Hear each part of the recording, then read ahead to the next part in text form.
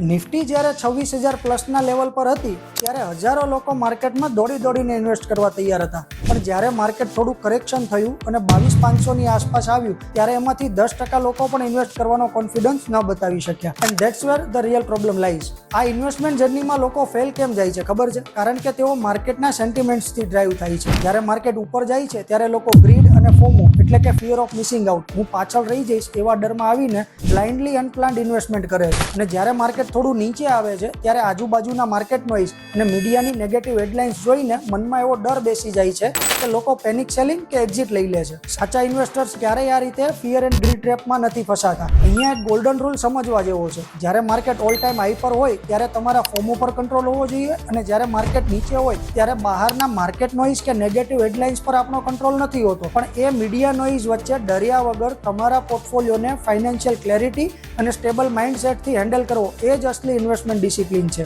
સાચો ઇન્વેસ્ટર્સ ક્યારેય આસપાસના સેન્ટિમેન્ટ્સ જોઈને ઇમોશનલ નિર્ણયો નથી લેતો. એક પ્રોફેશનલ ગાઈડ તમને માર્કેટ ટાઈમ કરતા નથી શીખવાડતો, પણ આ બધી પરિસ્થિતિઓ વચ્ચે તમારું ઇન્વેસ્ટમેન્ટ ડિસિપ્લિન જાળવવામાં હેલ્પ કરી શકે છે. અને બરાબર આ જ વિઝન, પ્રોફેશનલ ગાઈડન્સ અને 19 વર્ષના ટ્રસ્ટવર્થી એક્સપિરિયન્સ સાથે કામ કરે છે અમારું મિશન 100, જ્યાં 100થી વધુ વિઝનરી ઇન્વેસ્ટર્સના પોર્ટફોલિયોને માર્કેટના આવા ઉતાર ચઢાવ વચ્ચે પણ પ્રોફેશનલ સાયકોલોજી સાથે 100 કરોડથી વધુ સુધી પહોંચાડવામાં મદદ કરાઈ છે. જો તમે પણ માર્કેટના ફિયર, ગ્રીડ અને ફોમો ટ્રેપમાંથી બહાર નીકળીને સાચા વિઝન સાથે ઇન્વેસ્ટમેન્ટ કરવા માંગતા હોય તો કમેન્ટ અથવા DM કરો. Let's connect and structure your market strategy.